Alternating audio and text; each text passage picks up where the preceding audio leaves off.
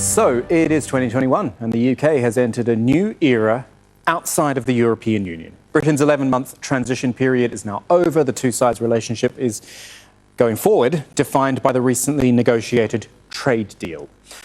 The UK officially departed from the bloc's rules at 11 p.m. local time on New Year's Eve. That's London time. Coronavirus restrictions meant Brexit supporters couldn't celebrate in public.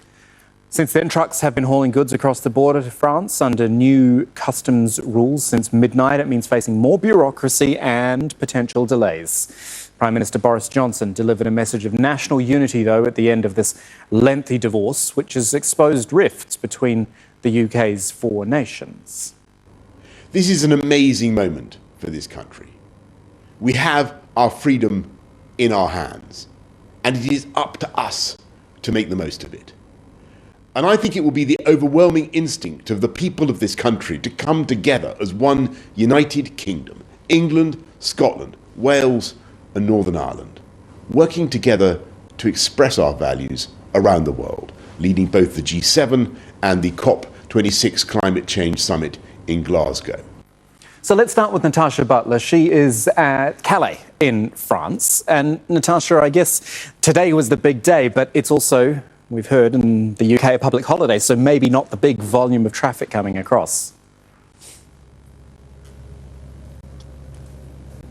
No, it is pretty quiet. There isn't any chaos, no tailbacks, but according to port officials, that was to be expected because, as you point out, it is a New Year's holiday, and also the COVID pandemic means there are more restrictions on travel between the UK and France. Nevertheless, we have seen the first trucks arrive from the UK to the European Union via France and Calais here, this gateway now to the EU. They arrive first via the Channel Tunnel, which links the UK to France, and behind me, in fact, that was the first ferry that pulled in a short while ago carrying cargo trucks. And now for customs officials here, it really has been an opportunity to put into place what they have been practicing now for several years, an opportunity to put into place their so-called smart border, a border where most of the paperwork that has to be uploaded by companies who are importing, exporting goods now is all being done digitally.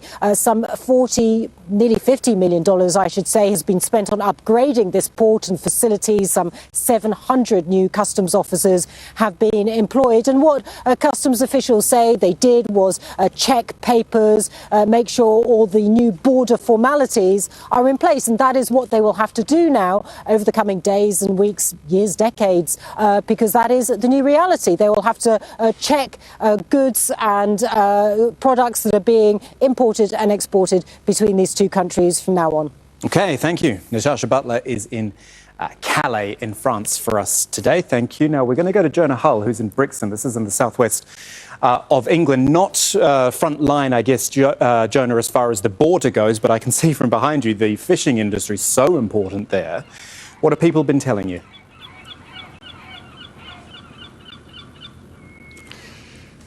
Fishing is a long-running story in terms of relations between the United Kingdom and its European neighbours, and a story that hasn't been resolved by the latest trade deal.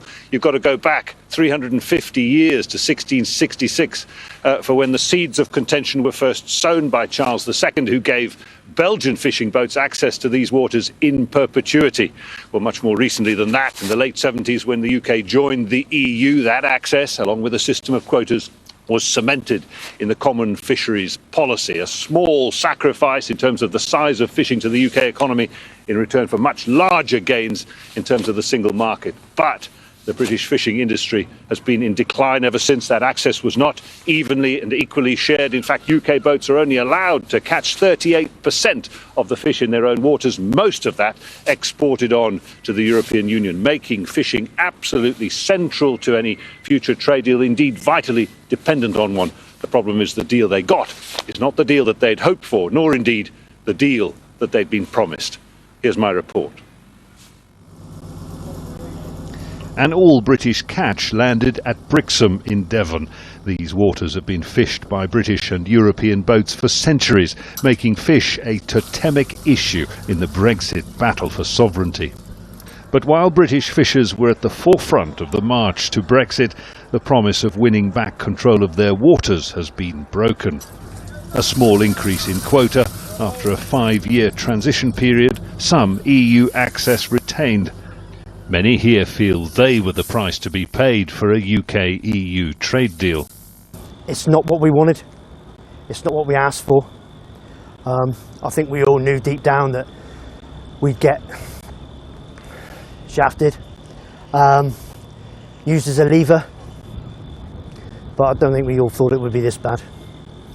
Fishing accounts for a tiny fraction of the UK economy, yet its importance in the trade talks has been far greater than that, one of the last major issues to be resolved. Remember, the Brexit vision was about taking back control of Britain's laws, of its borders and of its waters. It's turned out that at least part of that vision was an illusion. I'm probably one of the only Remain voting fishermen you'll find. I think there's another couple, but now I'm not happily walking around the quay saying I told you so, but I am walking around the quay saying I told you so. So we were sold as the poster boys of Brexit, and it was all about reclaiming our waters and getting our territory back, and it was just nonsense. The whole thing was nonsense. But there are some gains here, are there not? I mean, there are some better gains, off than you were? I don't know. No, I'm not actually, because eventually this boat, I will spend probably 35-40% of my year in French waters. I will spend we land in Holland, we send our boats to Holland for refits. We haven't got the infrastructure to refit this boat here. So we are very closely geographically and politically tied with Europe. This whole thing was just pointless. Spratt, the fisherman we met earlier, has a sideline in YouTube videos demonstrating how to cook Britain's abundance of fish species. There may be more fish on the menu now, but the smell in the air is of betrayal. Jonah Holt, Aljazeera, Brixham. We'll stay in the UK, which, as well as facing that reality of Brexit, is also dealing with the escalation in the coronavirus pandemic. Surging infections are forcing authorities to reactivate emergency hospitals. You might remember these, the so-called Nightingale hospitals, which have been largely unused, but are now being prepared for COVID patients. This new variant of the disease is putting even more pressure on the NHS, the National Health Service. Rory Challens following this one in London. It is hard to believe, Rory, that hospital admission rates now, first day of 2021, are exceeding the peak back in April. This new strain it's changing the game completely.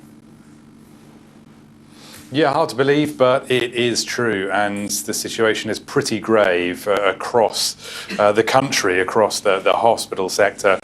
We understand that there are 23 at least hospital trusts in the UK where occupancies across all of their beds is running more than a third dedicated to COVID patients. And we understand that in London and the South East, some ICU units, intensive care units, are operating at more than 100% capacity. So yes, there is clearly a need for something to give. We're being told by the government that the Nightingale emergency field hospitals are being readied for use. I have to say, I went down to the London one yesterday. There was no sign of that whatsoever going on. I spoke to a very bored man on the reception desk who said that the Nightingale there had been temporarily closed and most of the equipment had been moved out. So a bit of a discrepancy there. There's also an argument that's going on at the moment between the British Medical Association, which is a doctors' union, and the government and the chief medical officers.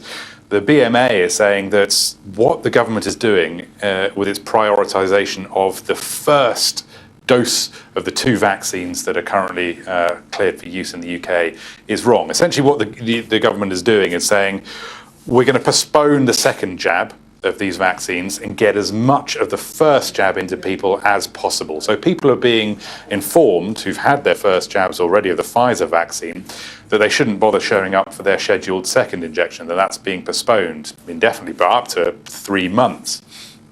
And the BMA says this is a mistake.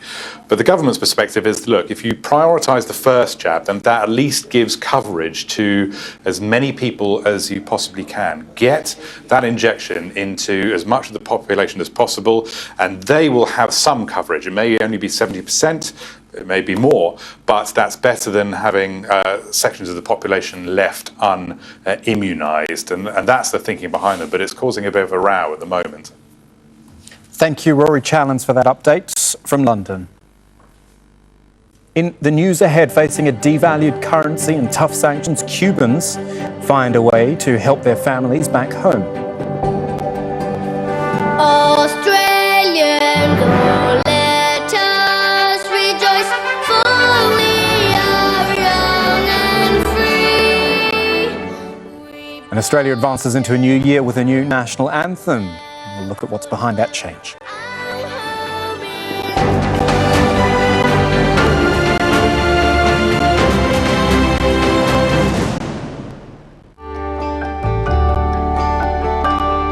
It's time for the perfect journey.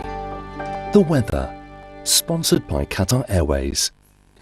Hello, the cold is still around, most temperatures sub-zero, but did you expect this? This is Taiwan. Now, do you expect to see frost in Taiwan? Admittedly, it's a mountainous island, and here you're seeing a very pretty picture. Now, Taipei is rather warmer at 17 degrees. We were just inland and higher up.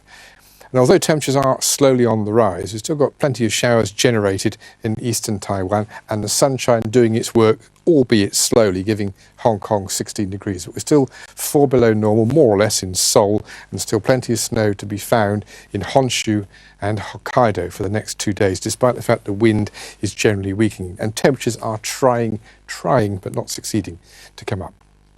Now, we have had a change in the fortunes in northern India. Punjab's a bit warmer than it was, but it's pretty cold still in the north, which for many places means persistently foggy and disappointing as well.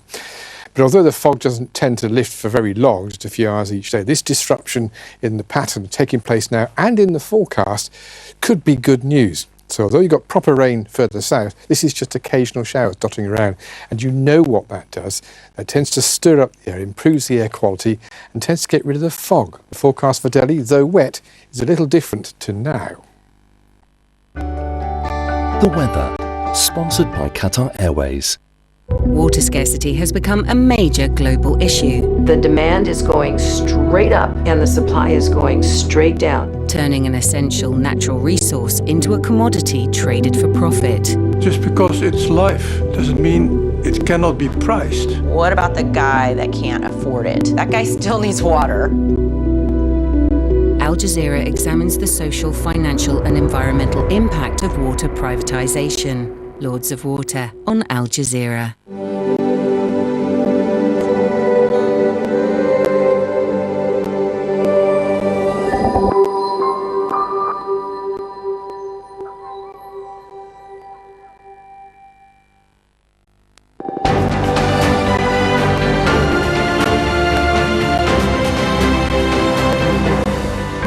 The top stories this hour on Al Jazeera. The UK has completed its split from the European Union, leaving the single market and the customs union at 11 p.m. London time on New Year's Eve. Boris Johnson hailed it as an amazing moment.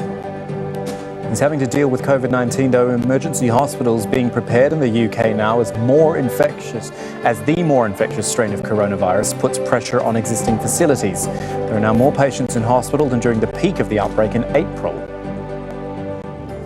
On to other news, and a landmark free trade agreement between African nations comes into effect from today, January 1st, delayed by several months because of the pandemic. But 54 nations have signed up.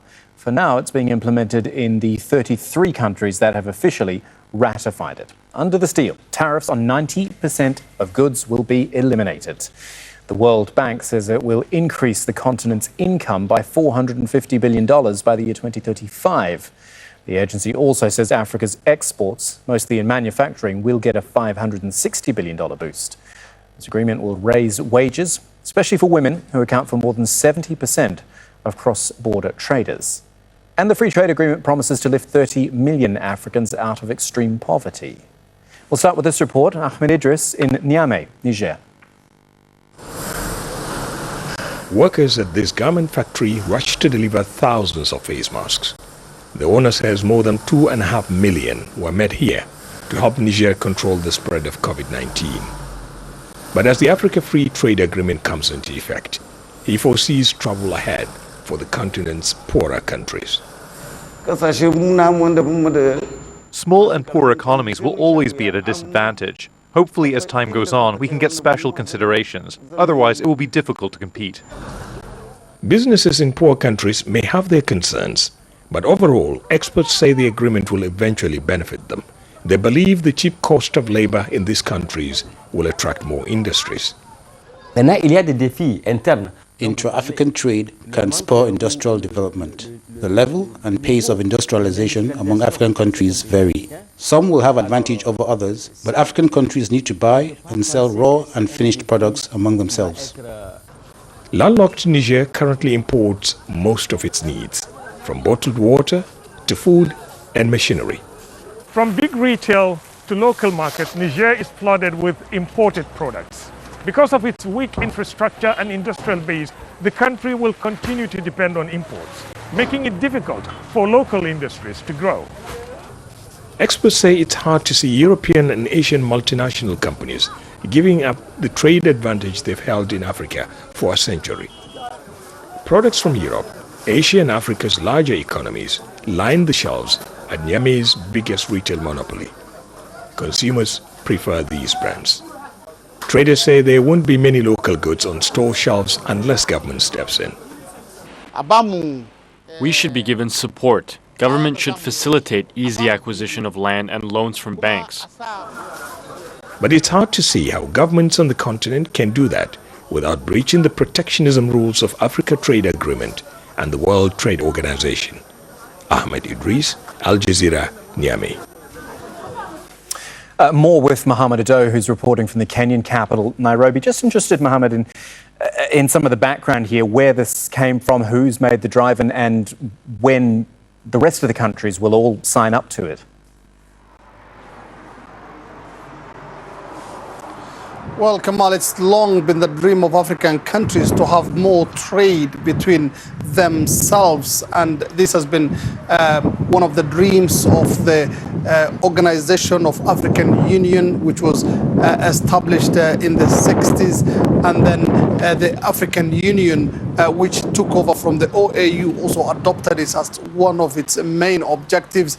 But suspicion and, small African countries who do not have the proper customs, not only infrastructure, but also legislations, we're seeing it more and more difficult to get into a single market for Africa. But in the past few years, we've seen China pushing this with the China Export and Import Bank, not only bankrolling the conferences that have formulated this trade agreement between African countries, but also offering countries that need loans and things like that to set up industries, leading to suspicion among some people here in Africa that this could be probably a ploy by China to have to dump goods on African countries, which some say is the cause of the slow response from some of these countries that are yet to ratify the agreement.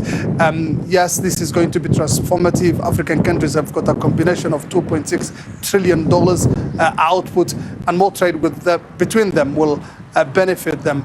But again, suspicions still are there. That's Mohammed Ado reporting from Nairobi. Thank you, Mohammed. An exodus of Hong Kong residents is expected later this month as people seek refuge from the tough new security laws imposed by Beijing.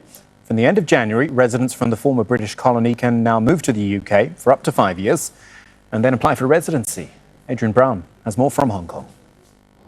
Many people in today's Hong Kong tend to choose their words carefully, but Fred Z is not afraid to speak his mind about the reasons for leaving a territory he says he no longer recognizes. No place you will say you feel safe anymore.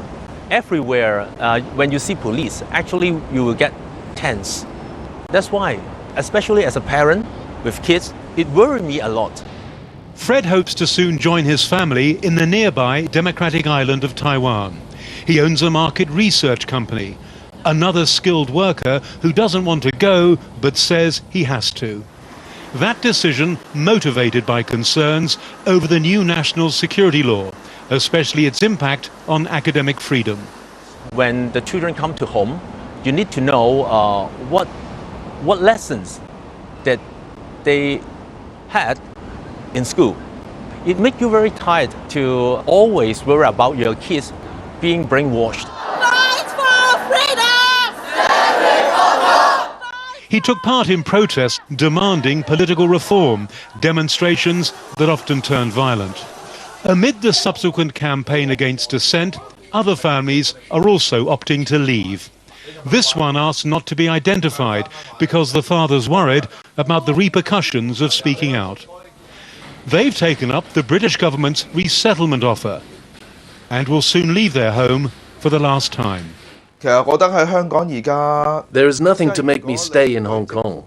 It is torture to stay in Hong Kong if you're on the opposition side. What the government is doing is not for the benefit of the people. They have sacrificed Hong Kong's future for their own interest. Kim Wah-chung is an outspoken political commentator, also mulling a move to Britain. In the last few months, a lot of people just advise me. They're concerned about me. They say, maybe you have to be less noisy if you choose to stay, because it's totally unknown what the government will do for you, this kind of outspoken people. It's not the first exodus from Hong Kong. In the decade before the territory was returned from British to Chinese rule in 1997, around 500,000 left. But after securing a second nationality, many returned. The mood among some of those leaving this time, though, is one of resignation, a belief that they won't be coming back. Adrian Brown, Aljazeera, Hong Kong. Well, with the pandemic impacting different aspects of life, it did dampen New Year's celebrations around the world. However, some countries were still able to welcome in 2021 in traditional style. This wrap up now is from Laura Burden-Manley. New Zealand was one of the first countries in the world to ring in the new year. It has no community cases of COVID-19 and people celebrated in the streets. But a different story as a clock struck midnight 2 hours later in Sydney. The familiar bang and fizzle of fireworks were present, but not the usual crowds to watch them. Plans to allow spectators were cancelled after a new cluster of COVID-19 cases emerged. A few hours later, this was the scene in China's Wuhan, the city where COVID-19 first emerged more than a year ago. And although new cases are scarce in the world's fourth largest country, many still exercise caution by wearing masks. Everyone thinks that the first half of 2020 was terrible. If we look at the measures people took, the things people did to control the virus, people's kindness was felt by everyone. Moscow also celebrated with its annual tradition of fireworks. But its President Vladimir Putin had a sobering message. Unfortunately, the epidemic has not yet been completely stopped. The fight against it does not stop for a minute. Doctors, nurses and ambulance teams continue to work courageously. Many of them are on duty this festive night. Elsewhere, empty streets.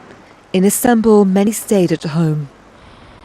And in Paris's Champs-Élysées, police checked vehicles to ensure people stuck to a nighttime curfew. And across the Atlantic in New York, celebrations, but on a much smaller scale. As the iconic ball in Times Square dropped at midnight, it was to a much smaller crowd than usual. As the globe wrapped up New Year's celebrations, many will ask, will things be better in 2021? Laura Burden-Manley, Al Jazeera. The Cuban peso's one-to-one exchange rate with the United States dollar is to be devalued for the first time in more than 50 years. Now, that's going to hurt the already struggling island country where the economy is mostly state-owned. Teresa Bo reports now on how some are getting creative in order to survive. A food delivery service, Cuban style. This family-owned business is giving Cubans living abroad an alternative way to help their relatives on the island. Economic sanctions imposed by US President Donald Trump have complicated remittances to Cuba, and that's why sending food instead has become popular. We have a weekly package that is what Cubans need the most. A few years ago, we started to work with companies that promote our services. Relatives abroad can send a gift to their families here. They can send sweets and basic items. While the service is offered in US dollars and paid for through the United States, the food is served in Cuba. Rice, beans and pork are a traditional meal for the holidays that Daniel Torres wants to share with his family in Havana on his birthday. He paid for the service online. There are lots of problems with food scarcity and the limitations of moving cash, and this service allows us to send food and I pay for it from abroad. I am very happy with this. Economic restrictions imposed by the US have banned wiring money to Cuba. More than 400 Western Union offices have closed in recent months. This is a good service for us because in the middle of the pandemic it allows those who live abroad to send food and other items, which is what people need. US sanctions and Cuba's economic troubles have worsened people's lives on the island. Shortages of food and basic items have again become a common problem. People have to line for hours in order to get them. Cuban President Miguel Díaz-Canel announced he will eliminate a complicated dual currency system that has prevailed for decades. It will result in a steep devaluation. People on the island are fearing the consequences. Ricardo Torres says the months ahead will be difficult. A big transformation starting in January 1st. There is a complete overhaul in prices, salaries, subsidies, and the government aims at introducing a new set of incentives for state companies, forcing them to increase efficiency, to increase productivity, also to increase exports. In the meantime, people like Daniel Torres continue to help their relatives in Cuba, and as long as remittances are banned, finding alternative ways to help them survive. Teresa Bo, Aljazeera. Now, 143 years after it was composed and first performed, Australia has updated its national anthem to reflect what, at least the Prime Minister says, is a spirit of unity. Australian, go, let us rejoice, for we are young and free. That's the old line. The words have been changed for we are one and free is what it'll be now. It used to be young and free. This is an attempt to better recognise the country's Indigenous history. Professor Marcia Langton holds the Foundation Chair in Indigenous Studies at the University of Melbourne and says simply changing the words to the anthem won't make Australia a fairer country for its Indigenous population. There are two major demands from Indigenous people that are relevant. There are many others related to health and so on. But one is that the National Day, Australia Day, be changed from its present date of January 26, which has long been a celebration of the landing of the first fleet under the command of the British Naval Commander Arthur Phillip. And the way that it is celebrated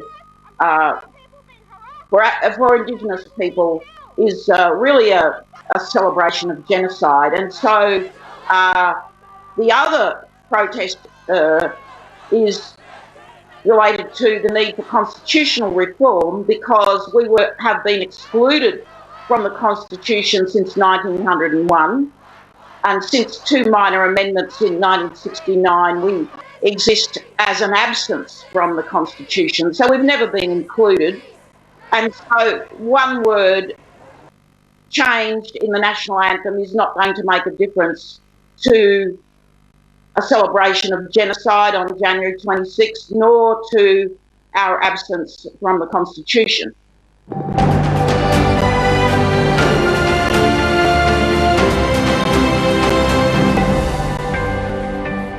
At 5:30, these are the top stories. The United Kingdom has completed its split from the European Union, leaving the single market and the customs union at 11 p.m. London time, New Year's Eve. Prime Minister Boris Johnson is hailing it as an amazing moment. This is an amazing moment for this country. We have our freedom in our hands, and it is up to us to make the most of it. And I think it will be the overwhelming instinct of the people of this country to come together as one united kingdom, England, Scotland, Wales, and Northern Ireland, working together to express our values around the world, leading both the G7 and the COP26 Climate Change Summit in Glasgow. Emergency hospitals, though, could be brought into use as a more infectious strain of coronavirus puts pressure on the UK health system. There are now more patients in hospital there than during the peak of the outbreak in April. 3/4 of England is in its strictest tier of lockdown. 33 African nations are now trading as one of the world's largest single markets. A free trade deal has just come into effect. It will see tariffs eliminated on 90% of goods within the bloc. The World Bank says it'll lift millions of people out of poverty.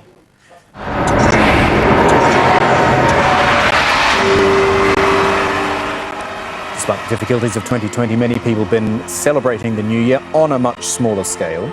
In New York's Times Square, only a few invited guests were allowed, including healthcare workers. Police fenced off the site to prevent others from entering the area. And Brazil is one of the latest countries to welcome in 2021. Official celebrations in Rio de Janeiro were cancelled. Small crowds, though, did still gather at the famed Copacabana beach. Police were deployed to make sure the bans on large gatherings were enforced. That's my lot for today. Thanks for your company. See you again tomorrow. Next, it is The Bottom Line with Steve Clemens.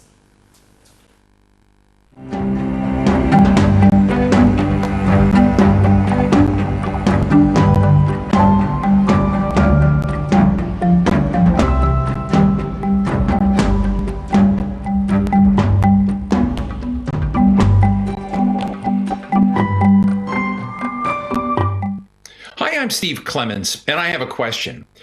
Now that coronavirus vaccinations are starting in the United States and in some places around the world, is this the end of the pandemic or just the beginning? Let's get to the bottom line.